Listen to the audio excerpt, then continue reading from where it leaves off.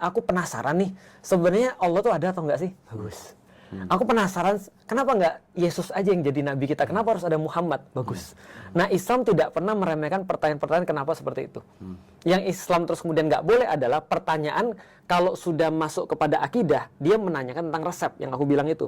Itu sama kayak ada orang yang berobat ke dokter, dia bukan dokter, dia nggak ngerti apa tentang kedokteran, tapi dia nanya kenapa harus berobat dengan cara seperti ini. Nah, itu disuntik mati tuh sama dokternya tuh.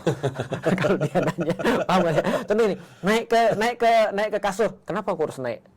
Oke, masih sabar. Buka bajunya, kenapa harus buka baju? Coba buka mulutnya, kenapa harus buka mulut? Itu suntik mati tuh sama dokternya. Karena harusnya dia tidak menanyakan, harusnya yang dia tanyakan kenapa aku harus ke dokter ini, bukan ke dokter yang ini. Oh, aku ke dokter ini karena aku sakitnya di bagian jantung dan ini dokter jantung. Maka dokter jantung ngomong harusnya dia terima dong. Harusnya dia selesaikan kenapanya untuk keyakinan. Sedangkan terus kemudian untuk selanjutnya how to, dokter lebih paham daripada dia.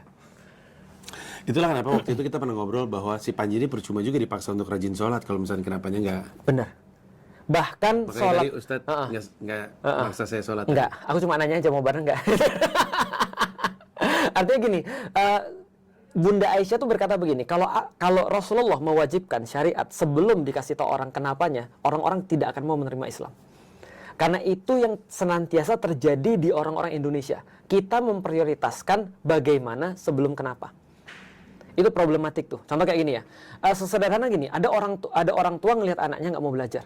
Disuruh anaknya, kamu belajar, nggak mau. Jangan main game terus. Emang kenapa? Oke, ketika seorang orang tua ngelihat seperti itu, yang terjadi adalah yang paling mudah apa kira-kira? Kalau kita nyaksiin anak kita gitu.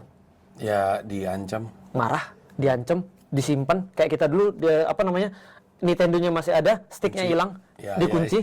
Ya, betul. Nah, tebak apa yang terjadi setelah itu? Dalam hati kita kemudian bilang, kenapa nggak boleh main? Karena dia nggak tahu. Masalahnya bukan di gamenya. Kenapa kamu nyimpen gamenya? Kenapa kamu ngambil gamenya? Masalah bukan di situ. Masalahnya di sini nih.